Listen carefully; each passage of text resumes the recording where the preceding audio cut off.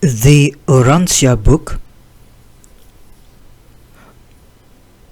Foreword, or better known as the Introduction into the Urantia Book, Part 2,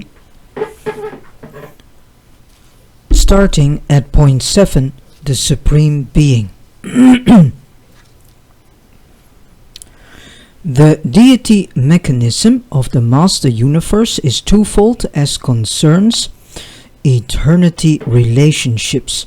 God the Father, God the Son, and God the Spirit are eternal, are existential beings, while God the Supreme, God the Ultimate, and God the Absolute are actualizing deity personalities of the post-Avona epochs in the time-space and the time-space-transcendent spheres of Master Universe evolutionary expansion.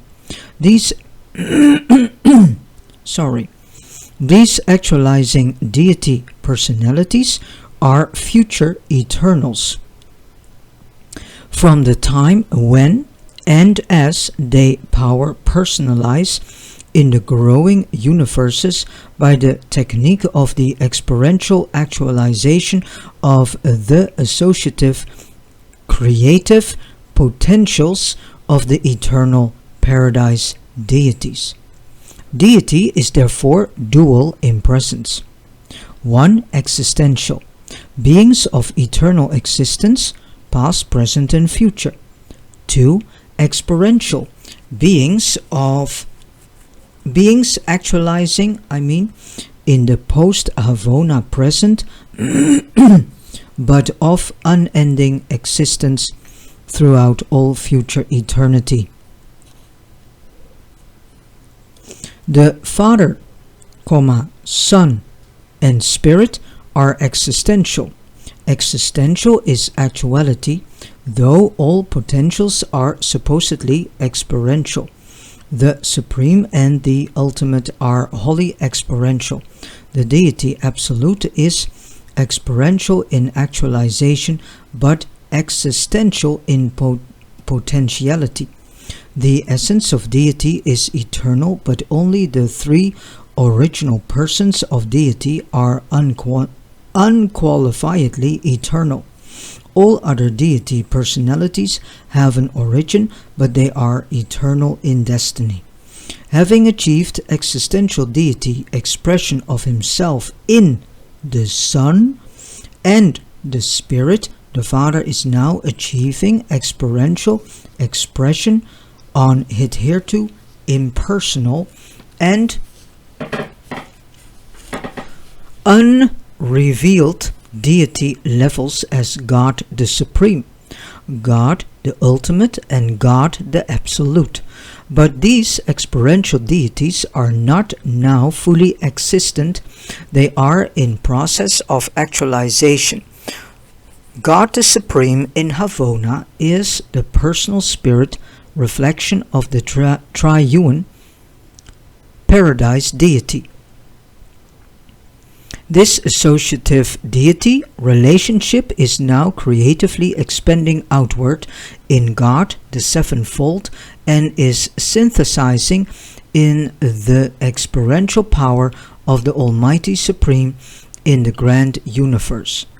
Paradise deity, existential as three persons, is thus experientially evolving in two phases of supremacy, while these dual phases are power personality unifying as one Lord. The Supreme Being, the Universal Father, achieves free will liberation from the bonds of infinity and the fetters of eternity by the technique of trinitization, threefold deity, personalization. The Supreme Being is even now evolving as a sub-eternal personality unification of the sevenfold manifestation of deity in the time-space segments of the grand universe.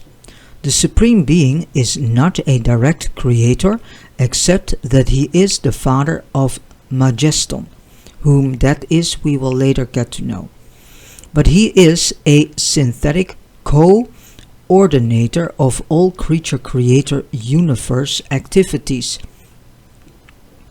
The Supreme Being now actualizing in the evolutionary universes is the deity, correlator and synthesizer of time-space divinity, of triune paradise, deity, in experiential association with the supreme creators of time and space. When finally actualized, this evolutionary deity will constitute the eternal fusion of the infinite and the finite.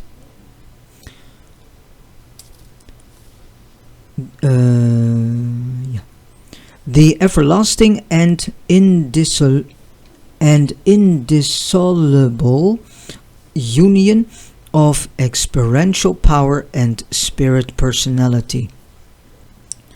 All time-space finite reality under the directive urge of the evolving Supreme Being is engaged in an ever-ascending mobilization and perfecting unification, power-personality synthesis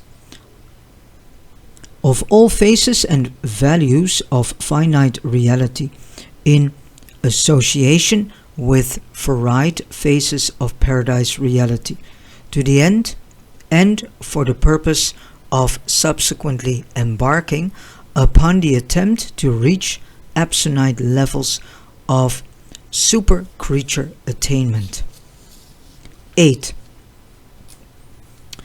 God the Sevenfold, to atone for finity of status and to compensate for creature limitations of concept, the Universal Father has established the evolutionary creature's sevenfold approach to deity. 1. The Paradise Creator Sons. 2. The Ancients of Days. 3. The Seven Master Spirits. 4. The Supreme Being.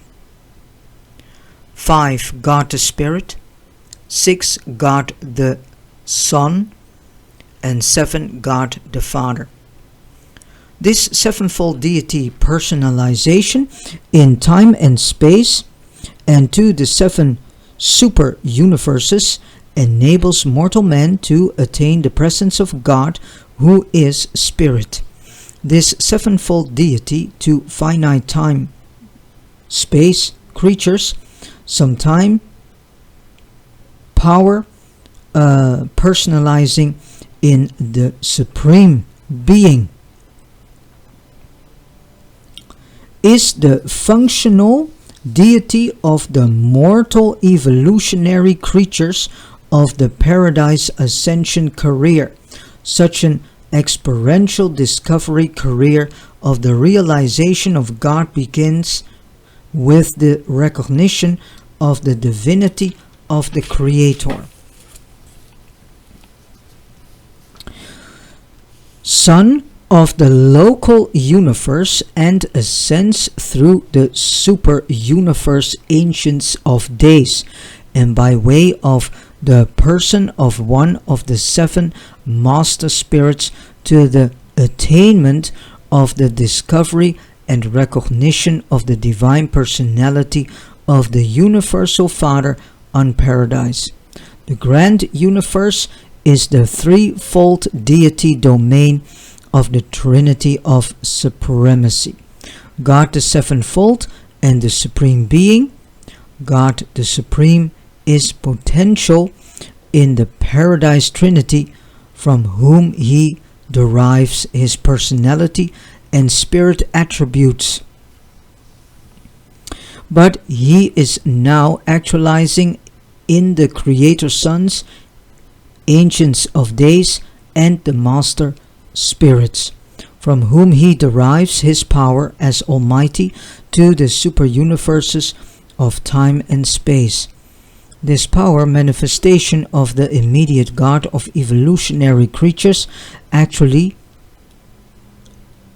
time-space evolves concomitantly with them, the Almighty Supreme evolving on the value level of non-personal activities, and the spirit person of God the Supreme are one reality, the Supreme Being. The Creator Sons in the deity association of God, the sevenfold, provide the mechanism whereby the mortal becomes immortal and the finite attains the embrace of the infinite.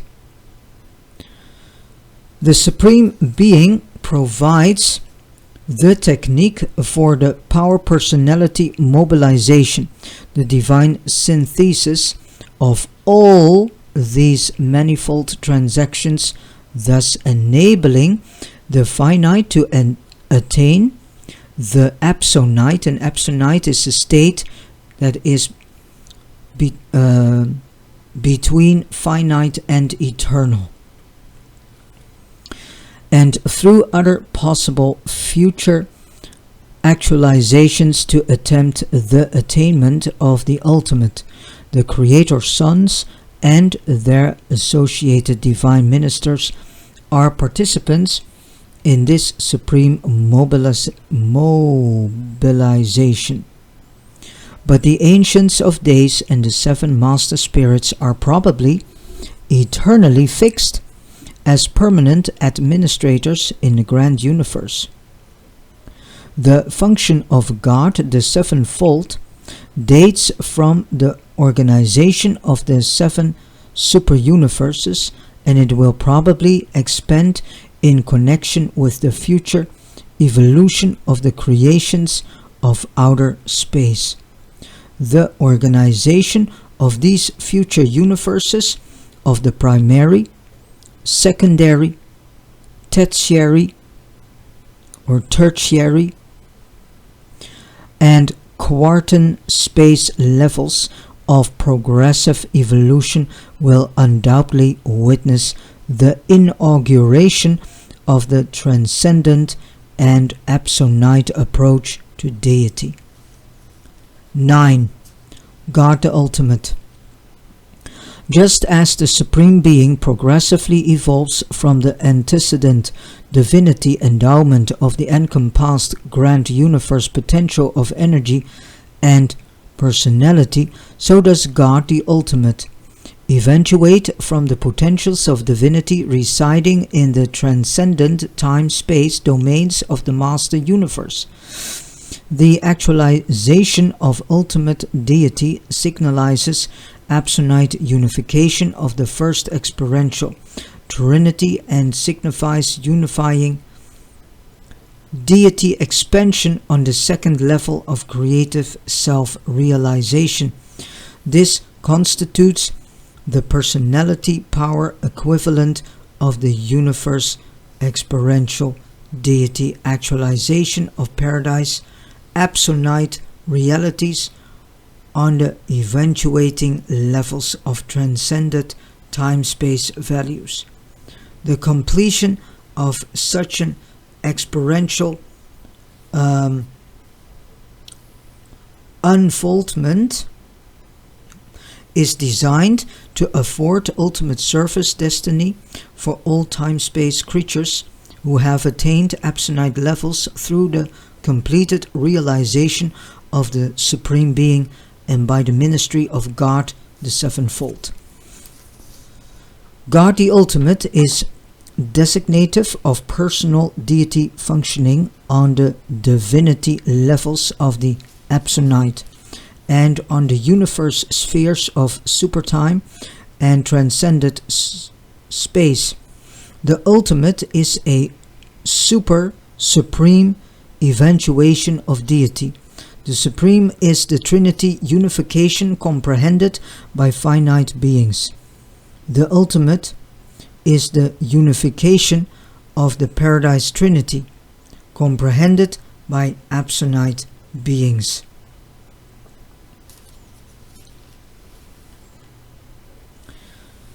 The Universal Father, through the mechanism of evolutionary deity, is actually engaged in the stupendous and amazing act of personality focalization and power mobilization on their respective universe meaning levels of the divine reality, values of the finite, the absolute, and even of the absolute.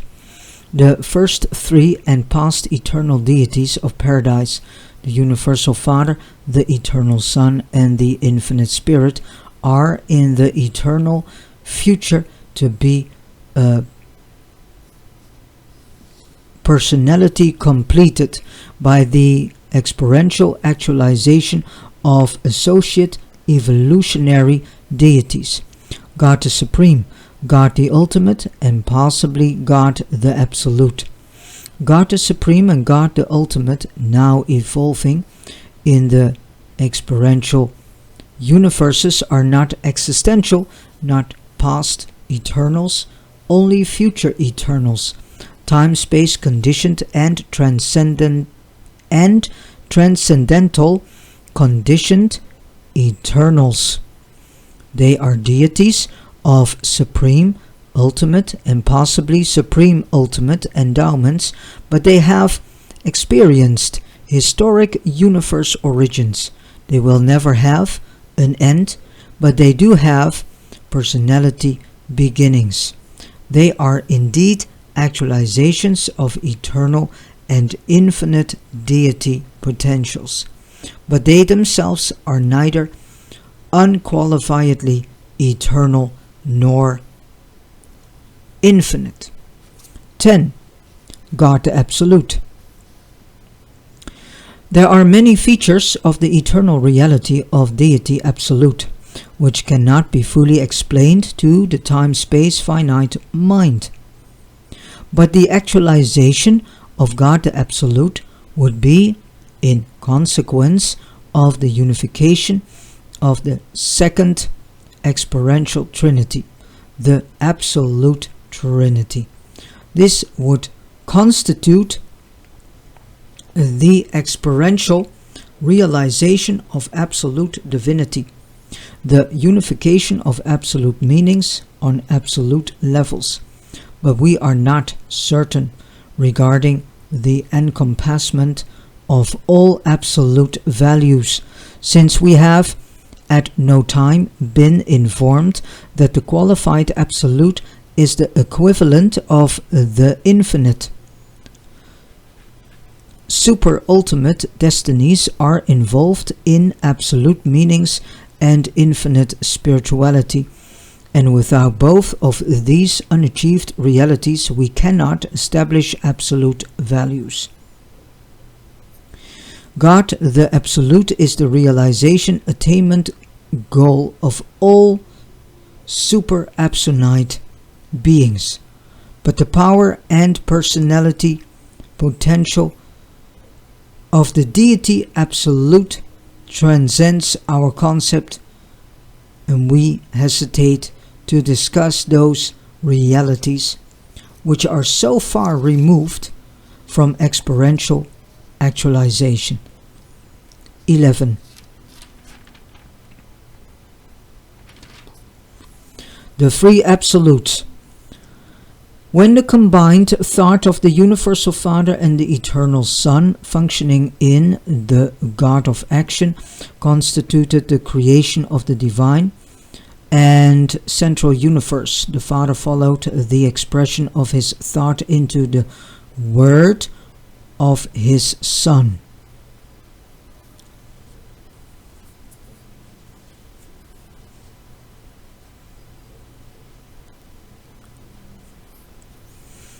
And the act of their conjoined executive by differentiating his Havona presence from the potentials of infinity.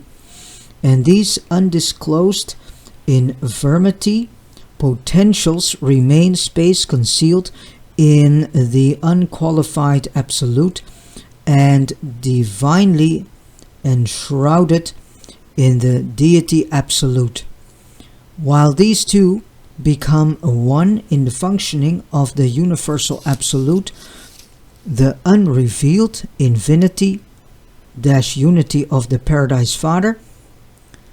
Both potency of cosmic force and potency of spirit force are in process of progressive revelation, realization, as the enrichment of all reality is affected by experiential growth and through the correlation of the experiential with the existential by the universal absolute. By virtue of the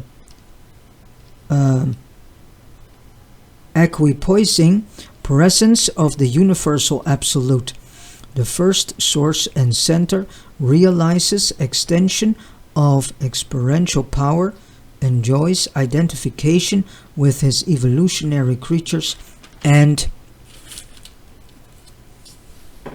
achieves expansion of experiential deity on the levels of supremacy, ultimacy, and absoluteness.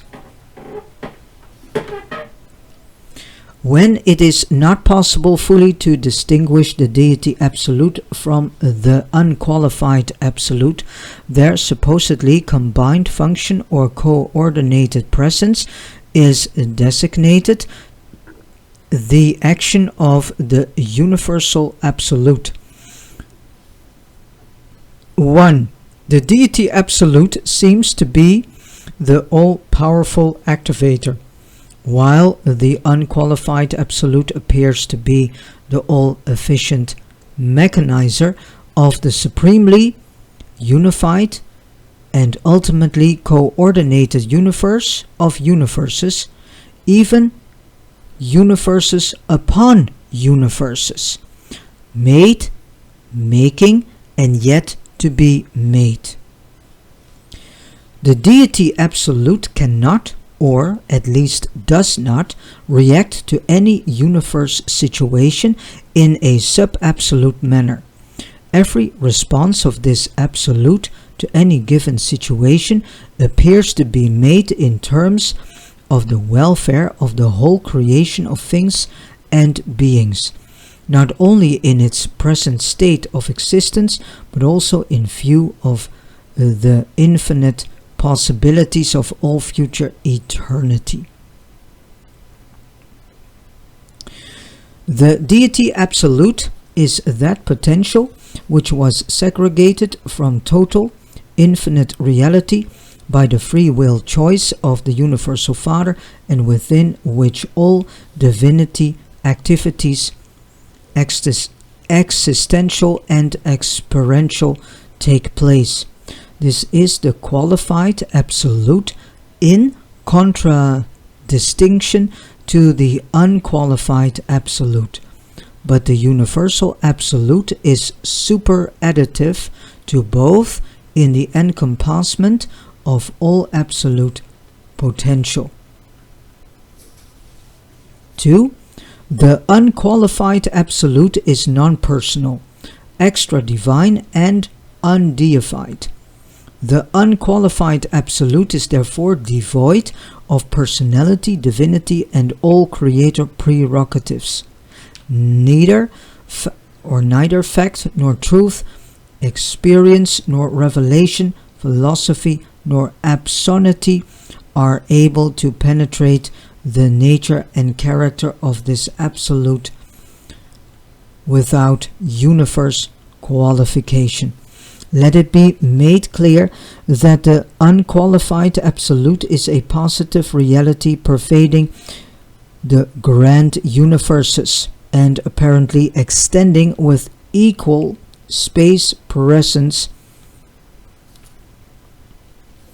on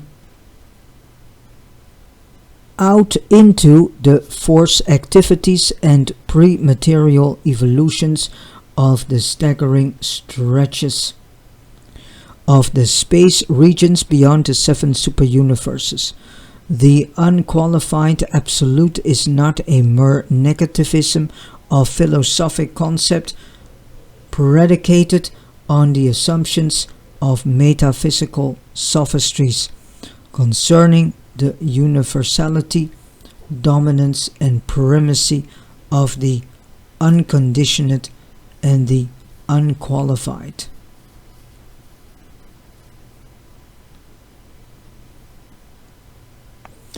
The unqualified absolute is a positive universe over control in infinity.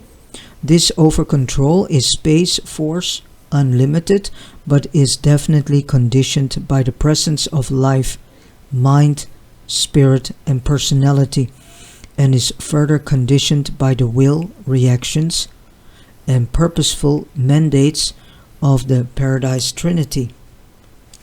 We are convinced that the unqualified absolute is not an undifferentiated and all-pervading influence comparable either to the pantheistic concept of metaphysics or to the sometime ether hypothesis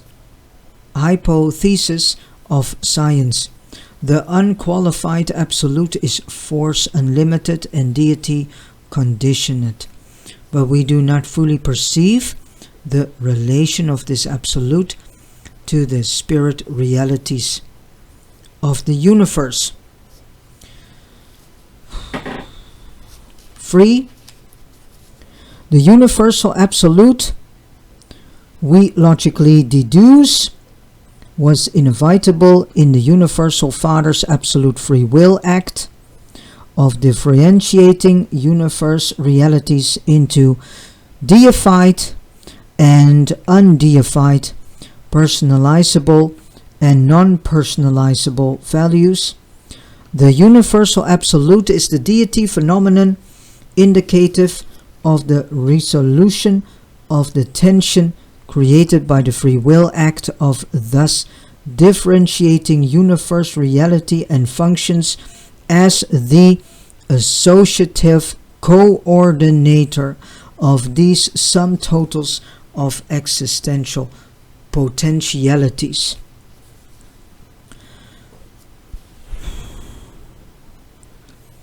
The tension presence of the universal absolute signifies the adjustment of differential between deity reality and undeified reality inherent in the separation of the dynamics of free will divinity from the statics of unqualified infinity.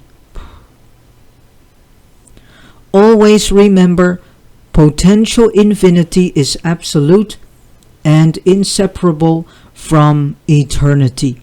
Actual infinity in time can never be anything but partial and must therefore be non-absolute. Neither can infinity of actual personality be absolute except in unqualified deity. And it is the differential of infinity potential in the unqualified absolute and the deity absolute that eternalizes the universal absolute, thereby making it cosmically possible to have material universes in space and spiritually possible to have finite personalities in time. The finite can coexist in the cosmos along with the infinite only because the associative presence of the universal absolute so perfectly equalizes the tensions between time and eternity.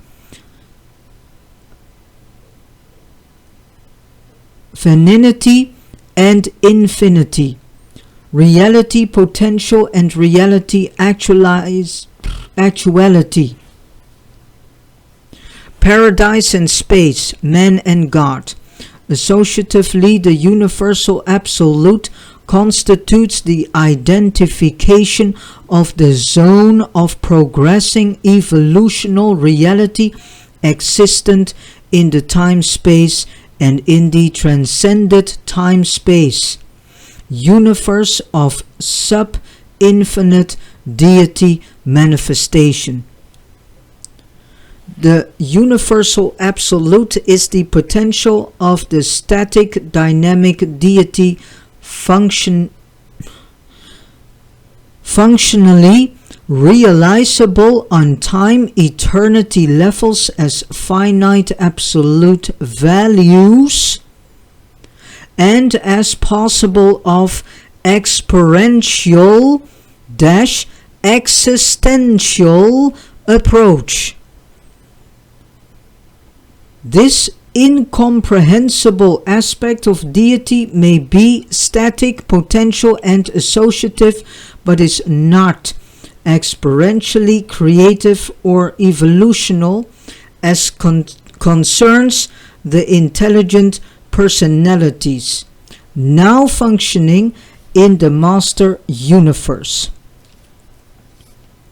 And do not worry, you don't have to understand it immediate, because it will all be explained later on in the entire first and second part of this Urantia book.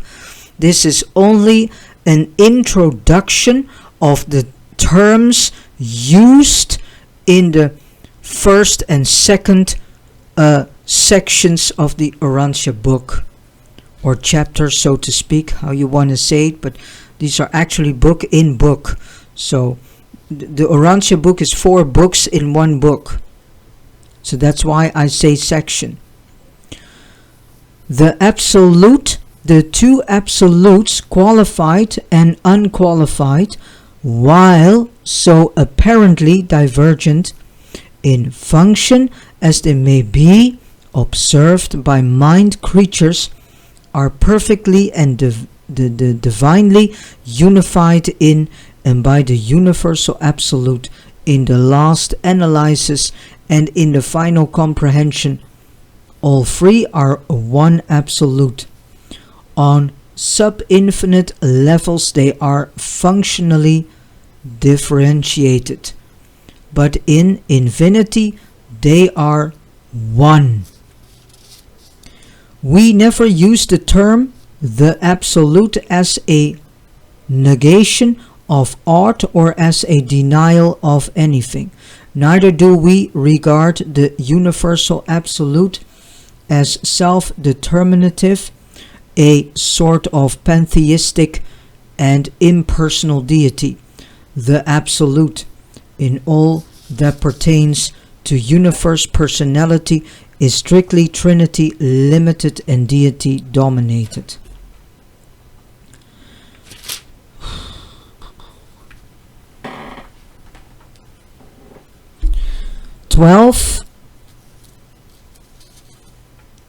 The Trinities, the original and eternal paradise Trinity, is existential and was inevitable.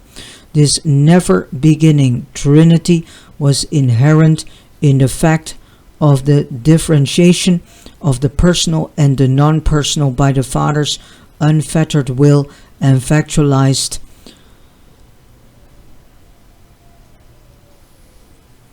when is personal will coordinated these dual realities by mind. The post-Havona Trinities are experiential, are inherent in the creation of two sub-absolute and evolutional levels of power personality manifestation in the master universe. The Paradise Trinity, the eternal deity union of the universal Father, the eternal Son, and the infinite Spirit, is existential in actuality, but all potentials are experiential. Therefore does this Trinity constitute the only deity reality embracing infinity, and therefore do there occur the universe phenomena of the actualization of God the Supreme, God the Ultimate, and God the Absolute. The first and the second experiential Trinities, the post-Havona Trinities, cannot be infinite because they embrace derived deities. Deities evolved by the experiential actualization of realities created or eventuated by the existential.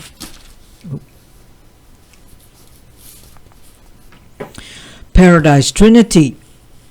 Infinity of divinity is being ever enriched, if not enlarged, by finity and absolutity of creature and creator experience.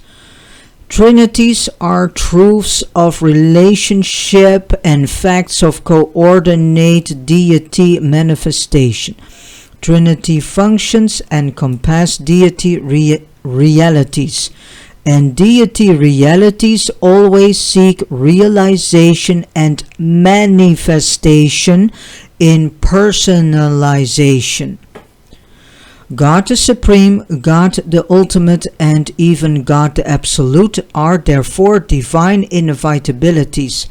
These three experiential deities were potential in the existential trinity, the Paradise Trinity, but their universe emergence as personalities of power is dependent in part on their own experiential functioning in the universes of power and personality, and in part of the experiential achievements of the post-Havona creators and trinities. The two post-Havona trinities, the ultimate and the absolute experiential trinities, are not now fully manifest. They are in process of universe realization. These deity associations may be described as follows. 1. The ultimate trinity, now evolving, will eventually consist of the Supreme Being, the Supreme Creator personalities, and the absolute architects of the Master Universe, those unique universe planners who are neither creators nor creatures. God the Ultimate will eventually and inevitably powerize and personalize as the deity consequence of the unification of this experiential ultimate trinity in the expanding arena of the well-nigh limitless Master Universe. 2. The Absolute Trinity, the second experiential trinity, now in process of actualization, will consist of God the Supreme, God the Ultimate, and the unrevealed consummator of universe destiny. This trinity functions on both personal and superpersonal levels, even to the borders of the non-personal, and its unification in universality would experientialize absolute deity. The ultimate trinity is experientially unifying in completion, but we truly doubt the possibility of such full unification of the Absolute Trinity. Our concept, however, of the eternal Paradise Trinity is an ever-present reminder that deity trinitization may accomplish what is otherwise non-attainable.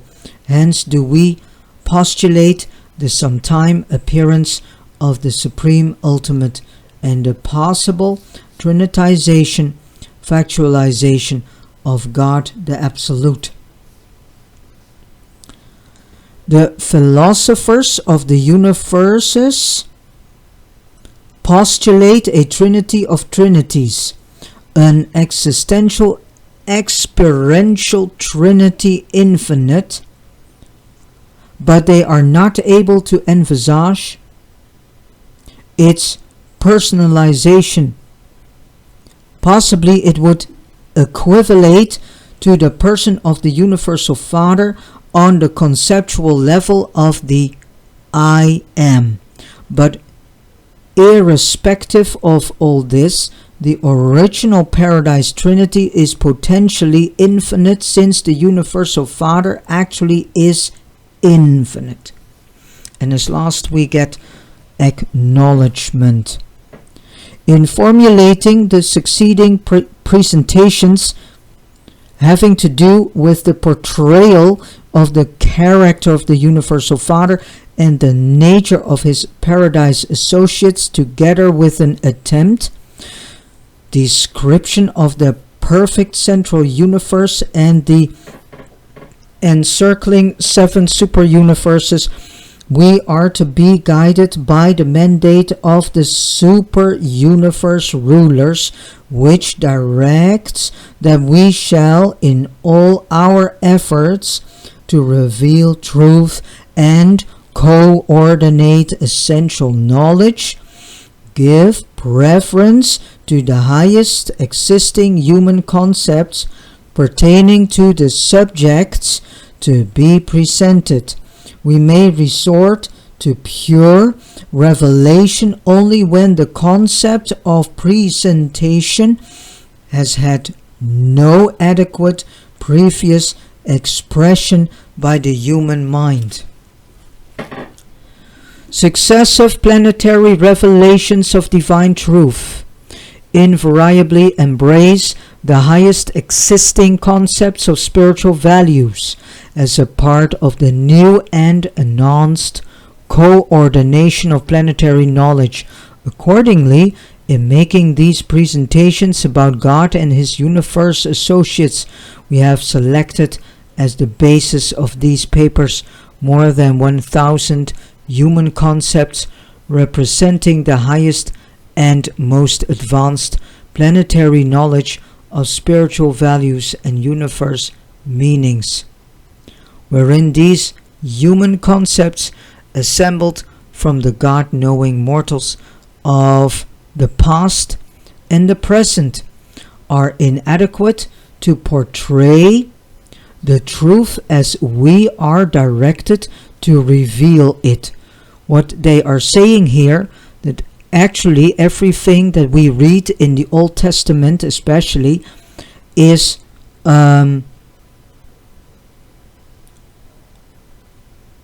inadequate and is not correctly written down and does not give us the true picture of whom God the Father, God the Son, and God the Spirit is. So that is why we need to go beyond the Bible and leave that book aside, because this book gives an incorrect, distorted picture of God the Father, God the Son, God the Spirit, as well as the time frame of the Old Testament and the time frame of the New Testament. We will unhesitatingly supplement them for this purpose, drawing upon our own superior knowledge of the reality and divinity of the Paradise deities and their transcendent residential universe. We are fully cognizant of the difficulties of our assignment. We recognize the impossibility of fully translating the language of the concepts of divinity and eternity into the symbols of the language of the finite concepts of the mortal mind. So this is also the reason that we have no good understanding of the Trinity, and nowadays there is a danger going on presented by certain movements who are claiming that the deity does not consist, that there is no that the Trinity Yeah, the Trinity does not exist. So they say that we should not believe in the Trinity. And this is a teaching that comes directly from whom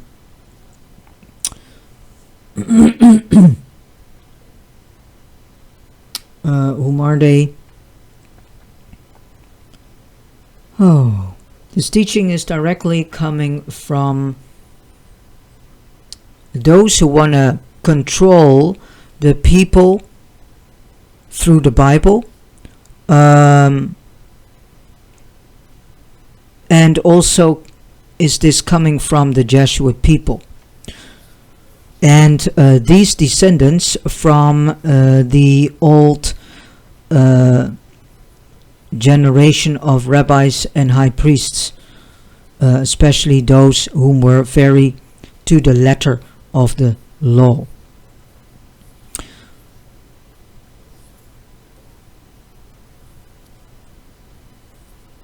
But we know that there dwells within the human mind a fragment of God, and that there sojourns with the human soul the Spirit of truth.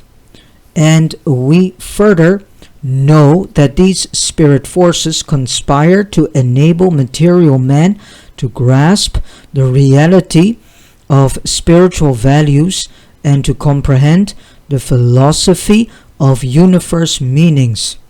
This means that through this Urantia book, or as I see it, travel guide, we get to know what Trinity is, what deity is. And so we may set aside the things that we have so far come to understand what Trinity and deity is. And then later on see where the information that we got and that has been taught to us is distorted and not in in alignment with the words that come directly from the Father, because the Urantia book is really coming from the Father, in comparison to the Bible that is really coming from man, is a by man written book. There's nothing from God in it. But even more certainly we know that these spirits of the divine presence are able to assist man in the spiritual appropriation of all truth, contributory to the announcement of the ever-progressing reality of personal religious experience. God consciousness. And I want to say that the Urantia book, the Celestials, and all those whom were part in the creation of this Urantia book, which means the morning stars, evening stars, Melchizedek, Michael, Gabriel, Emmanuel, and other mighty messengers, as well as the angelic voices of the first garden. They all say that actually the books of called Psalm and Proverbs are good to read. They are very valuable to read. But the rest of the Bible, you really need to question mark every single book. And they say that the entire Old Testamental books, all these books except Psalm and Proverbs, and the later books such as Isaiah, Jeremiah, some parts of the book of Ezekiel, Obadiah, Micah, which is actually Micaiah. These are okay books to read, but the majority of the Testament books, Old Testament books, are very distorted, and a lot of things are incorrect, and a lot of things have been taken out, and they say actually 90% is taken out, and many that what we should have to know is been taken out, and a lot of man-created fantasies are added to it. A lot of myths are added to it. In the Bible, you can really read several religion streamings, such as Buddhism, Hinduism, Stoicism, Mithraism, Cynicism, and some other of these religious streamings. So yeah, it is really by man created book. There's nothing holy onto it, so take the word holy from it, because it's not a holy book. And they used the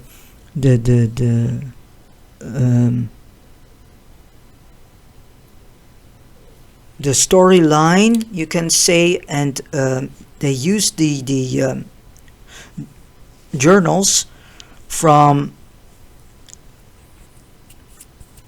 Isaiah, Jeremiah, Obadiah, Micah, or Micaiah actually, and a bit of Ezekiel.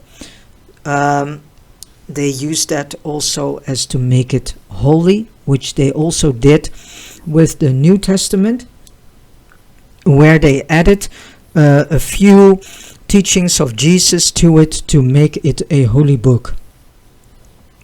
And even the whole storyline about Jesus in the New Testament is completely distorted, incorrect, incomplete, and does not give a correct picture of whom Jesus was in total, not only as a spiritual being, but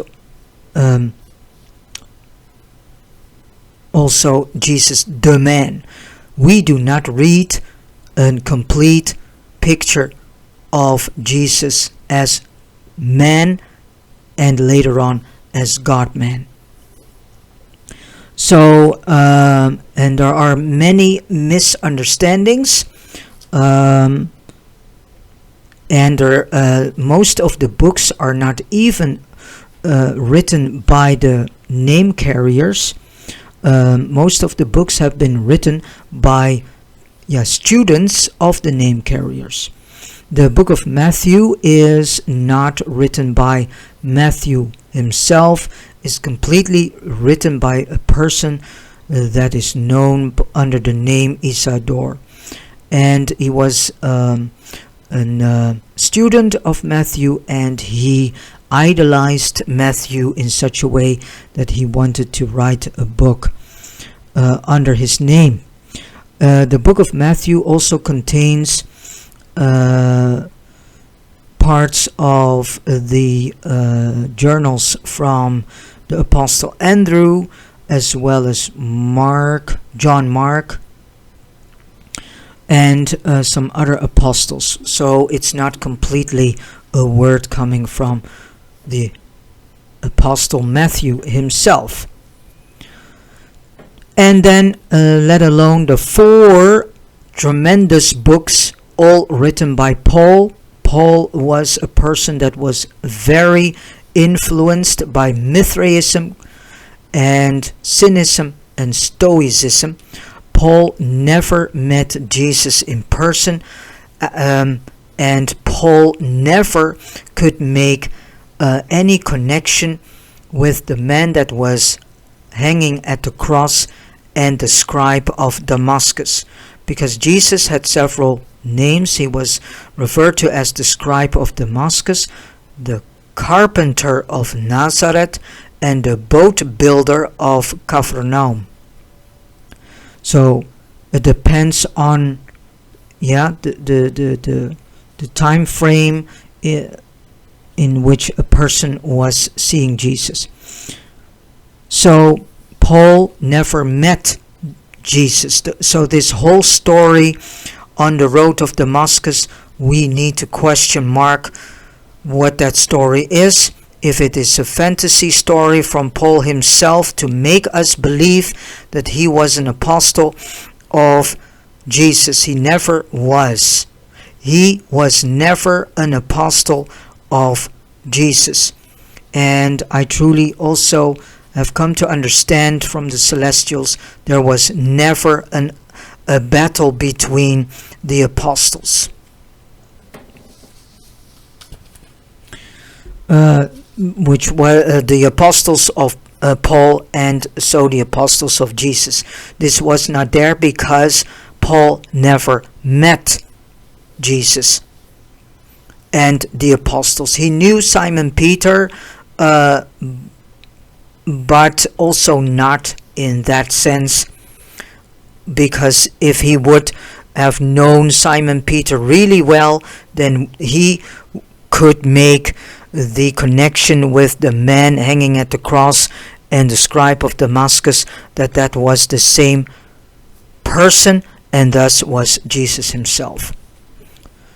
Alright, this whole foreword, or better said introduction into the Urantia book, which is also the introduction to the first and second book, has been given to us by an Orvonton divine counselor, chief of the corps of super-universe personalities, assigned to portray on Urantia the truth concerning the paradise deities and the universe of universes. And with this said, I have come to the end of reading the second part of this foreword, or better known as introduction into the Urantia book. You do not have to understand it all immediately at once. Even I have some difficulties still understanding what is being said here. But as soon as we progress through the first book and second book in this Urantia book, then it starts to become slowly more clear. I would highly recommend you to go to the YouTube channel of Dr. Roger Paul. Type in the search bar Dr. Roger Paul Urantia, and you will come onto his channel. I think his channel is called Fifth Epical Revelation. Please go to that man's YouTube channel. He has done an enormous job. He has uploaded all the study group presentations that he has given to his study group.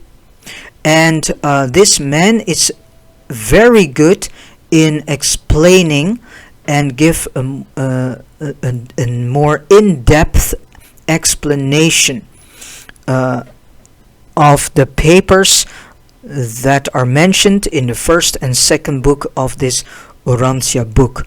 Please go to there and start watching these videos, these study videos, and I would highly recommend you to buy a copy of the Urantia book itself. Start reading it with the help of the Holy Spirit and the Spirit of Truth and your thought adjuster that is in you, which is the God the Father fragment in us, and also by watching these study group presentations from Dr. Roger Paul. And also I would highly recommend you to go to urantiafoundation.org to find yourselves a study group, so that you can not only read the book by yourselves but also study it with others, so you get a more in-depth understanding. This Urantia book is also our guide, better said our preparation guide for the next level on our path of ascension, which will be in the first mentioned world. And again, this all will be more explained later on. So start today with preparing yourself for the next step on your ascension journey that will eventually lead you to paradise and thus to God the Father. And during your ascension journey, you also will eventually become this perfect spiritual human being that is in personality and character as perfect as God the Father himself is.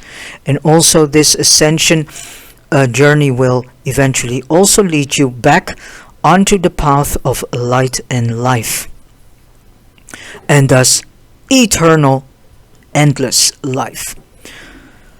Alright, again, thank you so much for listening to this audio video, and God bless you.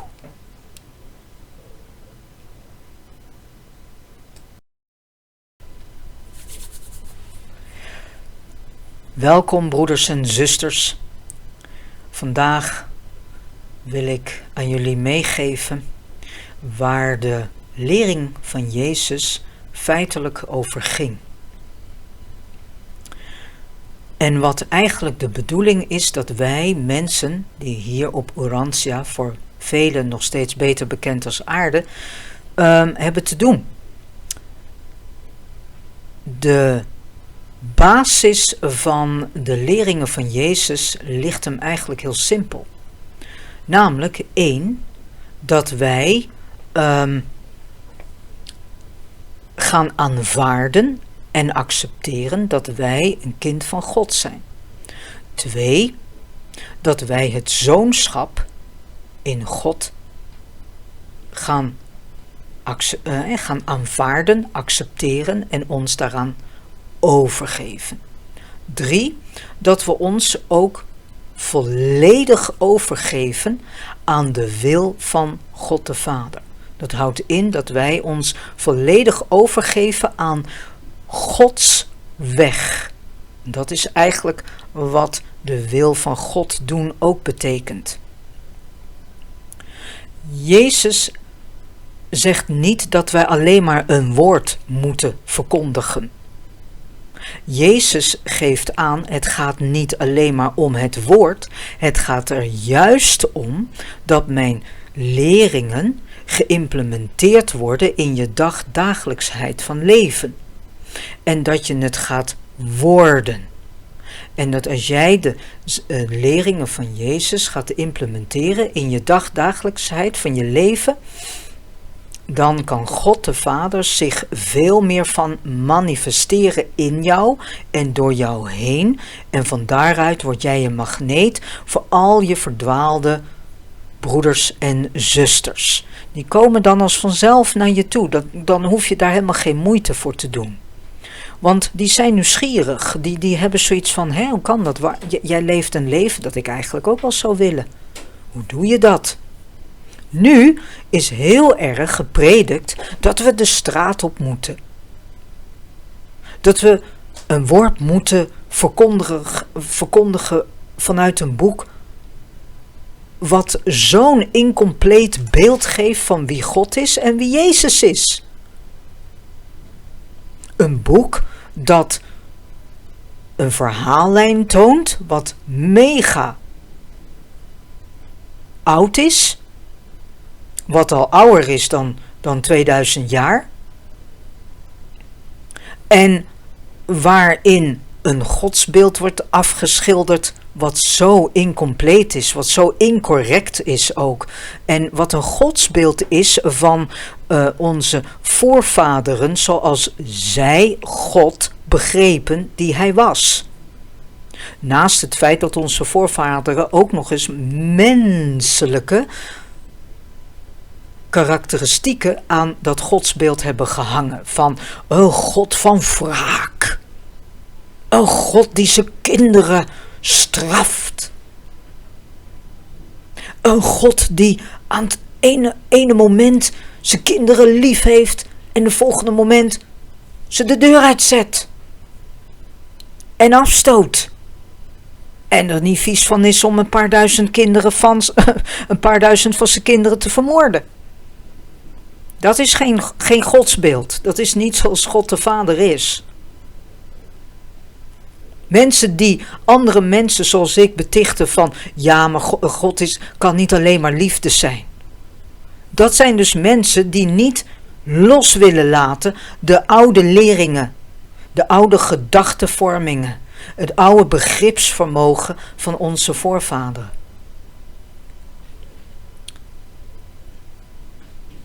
Wat Jezus van ons vraagt, is dat wij,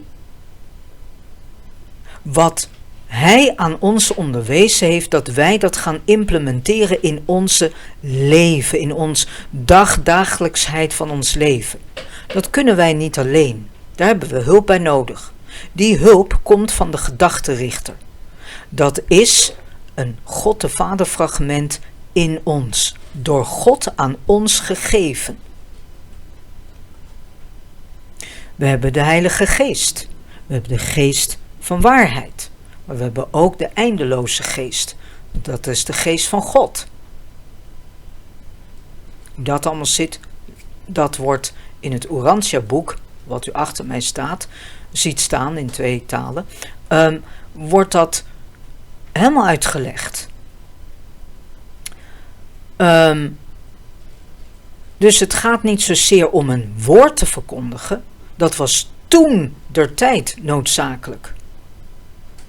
Maar we hebben het koninkrijk Gods al in ons. Het is er al. Maar wij willen er maar niet aan. Wij willen maar niet zien dat het koninkrijk Gods er al is. Dat dat in ons is. En dat wij dus nu op dit moment voor de keuze staan. Gaan wij nog steeds mee met die oude weg? Die oude weg die ook een laatste stuiptrekking is van de Lucifer-opstand. En ook daarmee tegelijkertijd de Kaligastia-opstand. En Kaligastia was onze voormalige planetaire vorst. Nu is er een waarnemer, plaatsvervanger. En die plaatsvervanger is Magiventa Melchizedek. Hij neemt de honneurs waar. Totdat Michael, die wij beter kennen als Christus Michael, Christus Michael, Jezus van Nazareth, totdat die de tijd daarvoor juist acht om die functie ook te gaan doen. En het stokje over te nemen van deze Magiventa Melchizedek.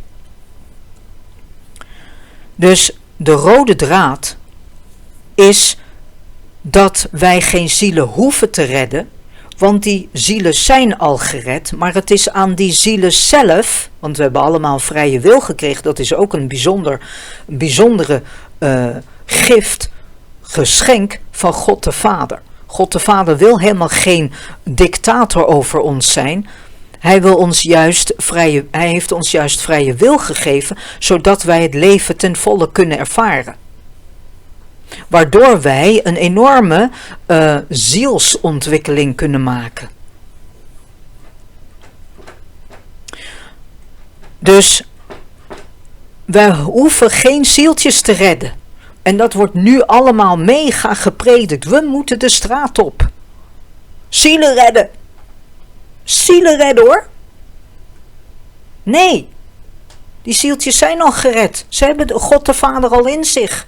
Het is alleen aan die zielen om wakker te worden dat ze God de Vader al in zich hebben. En dat is de boodschap. Als je wil prediken, predik dan die boodschap. Dat God de Vader is al in hun aanwezig. Evenals de Heilige Geest, evenals de Geest van waarheid. Het is er al. Maar zij dienen de keus te maken om op die oude weg te blijven of uiteindelijk terug te keren naar de schepper van licht en leven en van universum en universa's en van alle schepselen, om daar naar terug te keren en om dus te accepteren en te aanvaarden dat het een kind van God is en dus te aanvaarden het zoonschap van God.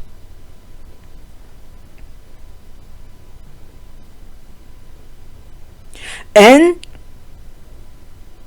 ook de keuze te maken om de wil van de Vader te volgen.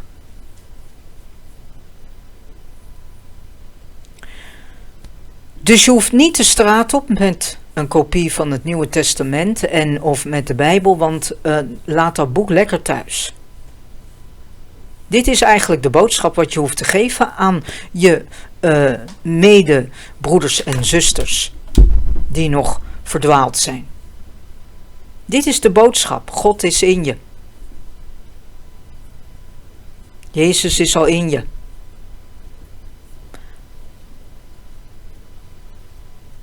Dus dat is de rode draad van Jezus zijn leringen. Dat is de rode draad. Jezus leefde een manier van leven in welke de mensen toentertijd, en zeker de mensen van nu, een voorbeeld aan kunnen nemen. Het wil niet zeggen dat wij Jezus compleet moeten kopiëren. Dat is namelijk niet de bedoeling, want dan moet je ook zijn 7 zelfschenkingen erbij nemen. Nou, ik kan u nu al vertellen dat niet velen van ons 7 zelfschenkingen kunnen volbrengen. Want wij zitten helemaal niet op dat level. Want Jezus begon van hoog en ging naar laag. Wij komen van laag en moeten nog naar hoog. We zijn aan het opklimmen. Zoals dat ook gezegd wordt in het Urantia Boek. Wij zijn opklimmende stervelingen. Dat houdt in dat wij van sterveling uiteindelijk naar eeuwig levend spiritueel menswezen gaan.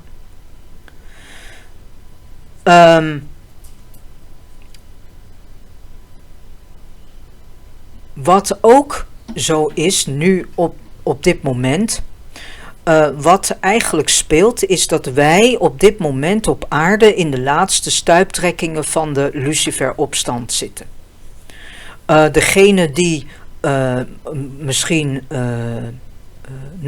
nazaten zijn van diegene die onder Lucifer, onder Satan, onder Caligastia en onder Daligastia gewerkt hebben, hun imperium, hun plan, alles stort in. Dat gaat ze ook niet lukken.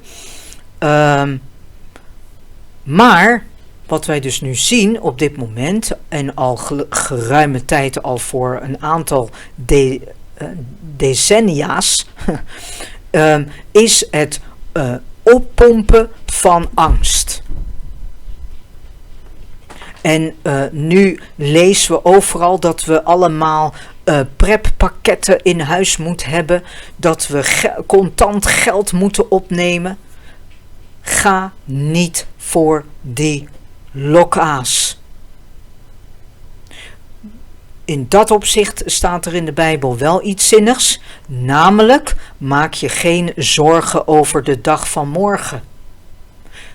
Maak je geen zorgen over wat te eten, wat te drinken en wat aan te kleden, wat aan te doen. Dat zijn zorgen die alleen maar heidenen hebben.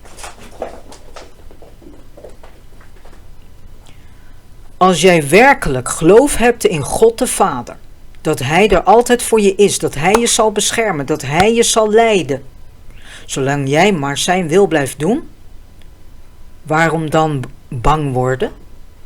Dan is die angst toch niet nodig? Maar degene die proberen controle te hebben over alles en iedereen, die maken misbruik van 2 typen angsten. De dierangst dat in ons zit en de angst voor het onbekende. Daar maken ze misbruik van. Ze combineren die 2 tot 1. En ze hebben dus een heel scala aan tactieken bedacht om constant maar in die angstknop in te kunnen drukken bij mensen. Ga er niet in mee. Gaat u zelf de vraag stellen: waarom komt de regering ineens met ga geld opnemen? Ja, contant geld moet je nu in huis hebben. Omdat elke pinautomaat handeling levert hun geld op. Elke keer dat jij geld uit de automaat haalt,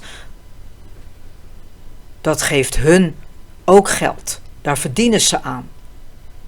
Dus je moet je afvragen, al wat nu ineens allemaal voorgesteld wordt, waar de regering zelf mee komt, daar komen ze mee om de oorlogsmachine te kunnen spekken.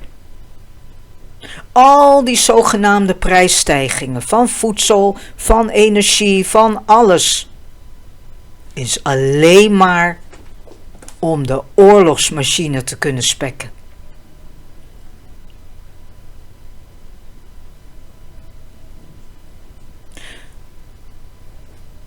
Er komt verandering in deze wereld Urantia. Maar die verandering wordt niet afgedwongen door een stel broeders en zusters die zo koud en kil en harteloos en gevoelloos en versteend zijn geworden in hun hart en ziel. Nee, die verandering komt van hen die in God de Vader zijn. Die in God de Vader leven en bewegen. Jezus was in God de Vader en God de Vader was in Jezus. Jezus leefde in en doorheen God de Vader en God de Vader leefde in en doorheen Jezus. Ditzelfde dient ook in ons te zijn. Als jij leeft in en beweegt door God de Vader, kan Hij ook in jou bewegen en doorheen jou bewegen. En dan is al die angst niet nodig.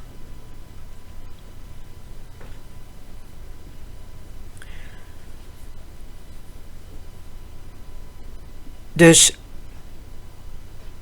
de verandering staat te gebeuren. Er komt inderdaad een verandering. Want wat Jezus ook aan ons meegegeven heeft in zijn onderricht, is wat Gods plan is. Gods plan is het bouwen van een broederschap van mensheid, wat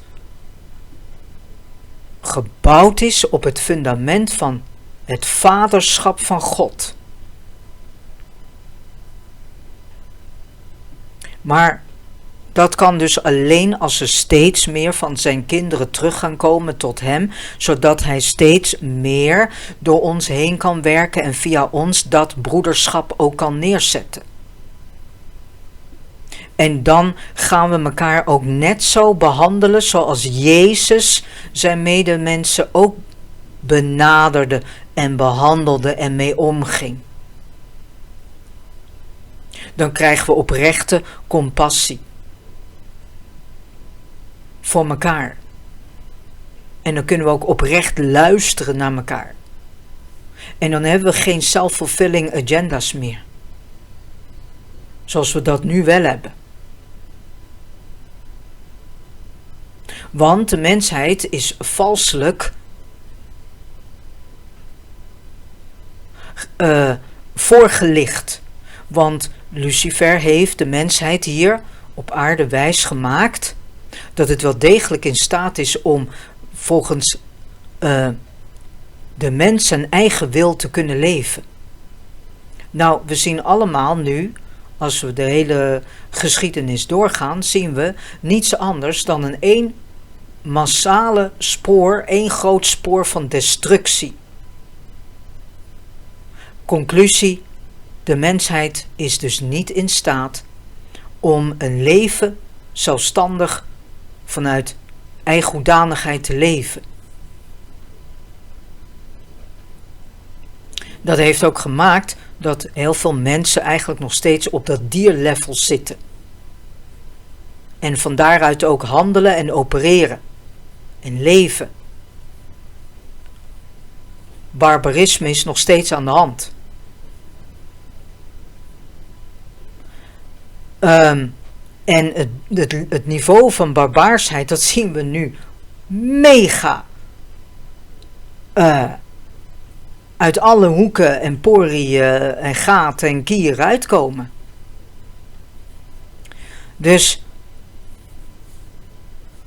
wat ik ook mee wil geven is, doordat degene die dus controle willen hebben over al die anderen en die dus constant bezig zijn met het zoeken van hoe kunnen we onze medemensen in die constante angst houden.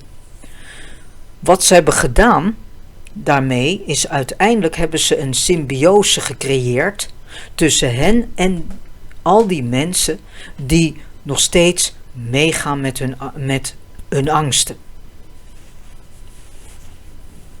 Maar het wordt nu tijd dat wij uit die valse symbiose stappen. Want alleen zij hebben de profijt van en wij niet. Wij raken alleen maar verder achter in onze spirituele zielsontwikkeling. Dus stap uit die valse symbiose en kom terug tot God de Vader, onze schepper, creator. Van licht en leven, van universum en universa, van elk schepsel.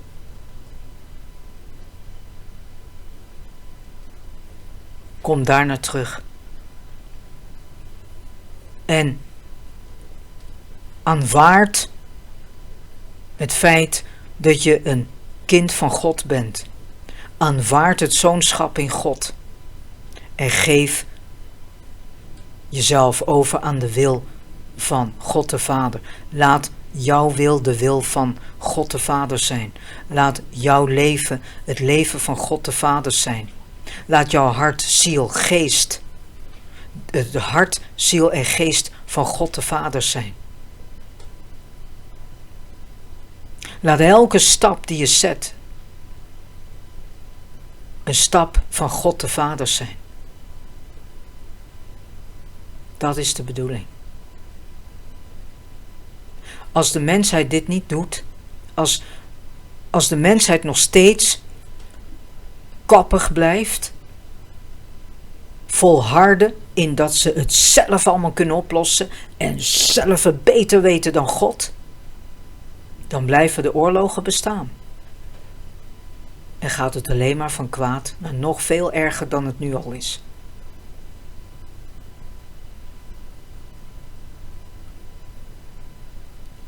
Ik heb een voorbeeld. We hebben meerdere voorbeelden in de geschiedenis van wat er gebeurt als jij denkt het beter te weten dan God. Ja? Lucifer is 1 voorbeeld daarvan. Lucifer was het niet zo eens met bepaalde zaken in het universum.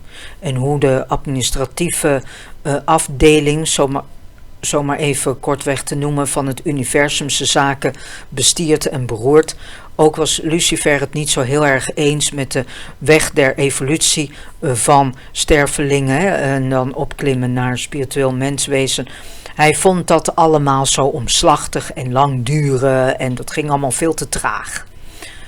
Daarnaast had Lucifer ook van de een op de andere dag ineens een hekel gekregen aan Michael, de paradijscreatorzoon. Van dit lokale universum Nebadon. En daarnaast, naast al dit ongenoegen, begon dus op een gegeven moment in Lucifer een trots te groeien. Want Lucifer ging luisteren naar zijn eigen ding, naar zijn eigen wil, naar zijn eigen verlangens.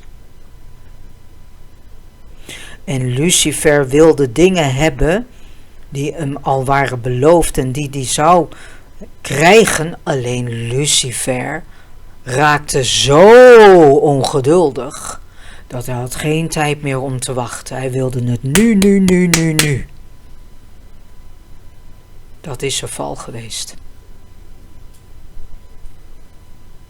Naast het feit dat hij dus ook nog is daarmee een heleboel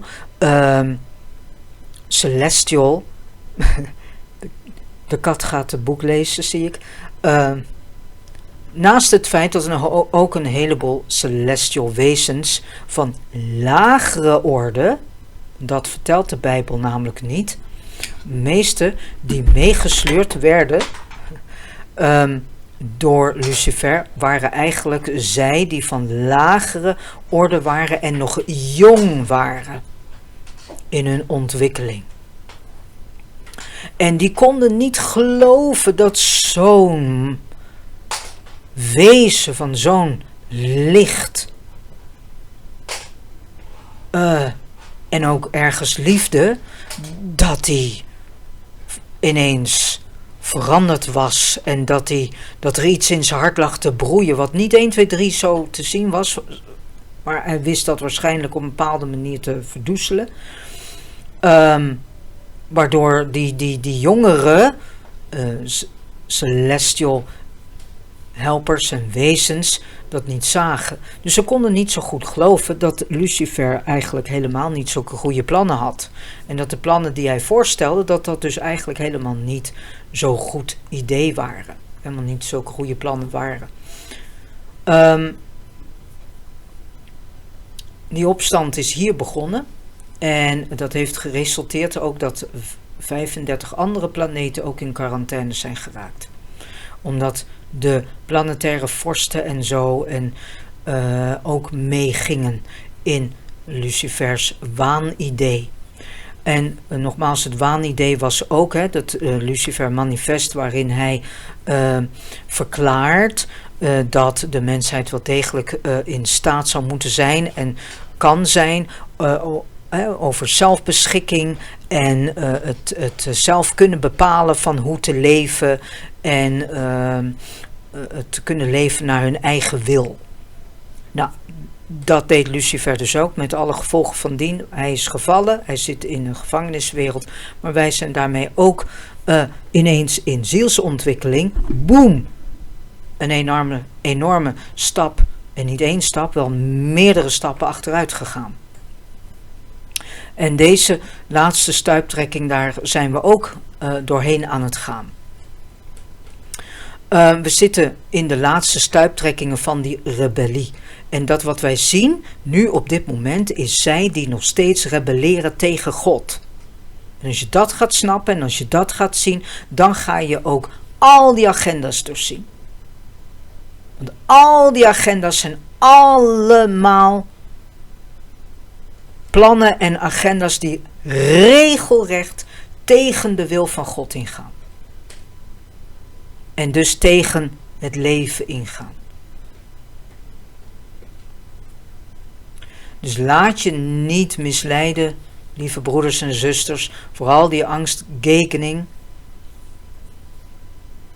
Maar kom terug. Kom terug naar de Vader. Naar de Vader God in je. Accepteer dat je een kind van God bent. Aanvaard dat je een kind van God bent. Aanvaard zijn zoonschap in hem. En geef jouw wil compleet in handen van God. En dat jij zijn wil gaat doen. Dat is je redding. Dat is de enige redding die er is. Een andere redding is er niet. Je kan nog je huis vol proppen met eten en noodpakketten en weet ik veel. Maar weet u, lieve broeders en zusters, als de herrie op de prairie dusdanig komt, wie zullen de eerste zijn die aan je deur kloppen? Je medemensen. Want die gaan absoluut proberen te kijken of er wat te halen valt bij je. En binnen no time ben jij van je voedselvoorraden af, van je hulppakketten af. Want geloof mij, lieve broeders en zusters, als de herrie op de prairie dusdanig gaat worden, dan gaan wij er hele gekke dingen zien in de mensheid. En dan gaan we een vorm van beestachtigheid misschien wel zien wat we nooit eerder gezien hebben. Kom terug tot God de Vader. Kom daar naartoe. En nogmaals, aanvaard dat je een kind van God bent. En dat hele idee van atheïsme en zo, ach lieverds. Het is allemaal illusie. Om jezelf in iets te houden waarin je niet meer hoeft te zijn. God bestaat. Wie anders heeft jou kunnen creëren? Wie anders heeft jou kunnen maken? Wie anders heeft alles wat je om je heen ziet kunnen maken? Wie heeft dat dan gedaan? De enige redding voor de mensheid hier op Urantia, in dit tijdperk waarin we zitten, is God. Terugkomen tot God de Vader, je zoonschap in God aanvaarden. Aanvaarden dat je een kind van God bent en zijn wil gaan doen en jouw wil overdragen aan God.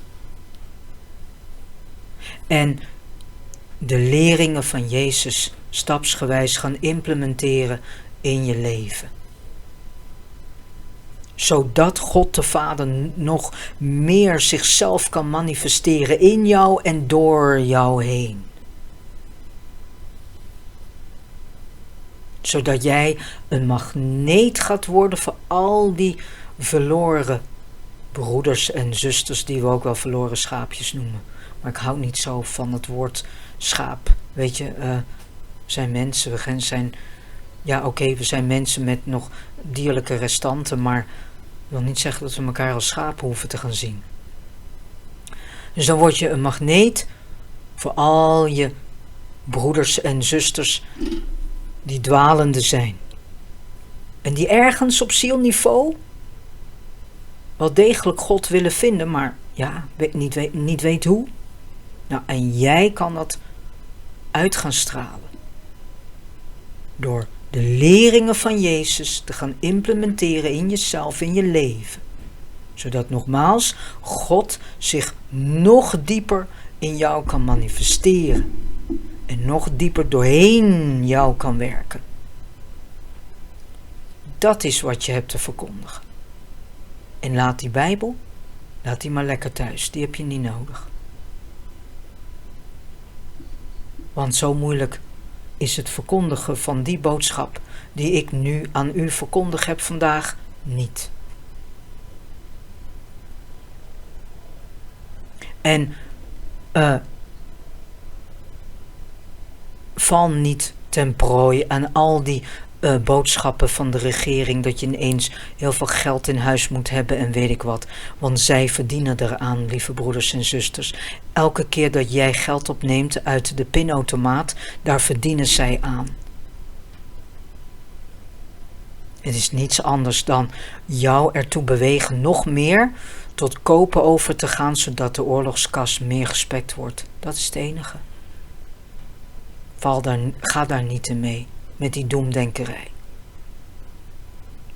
En hoe minder mensen daarin meegaan, hoe meer grip ze verliezen. Laten we verstandige godswezens zijn. Laten we verstandig zijn.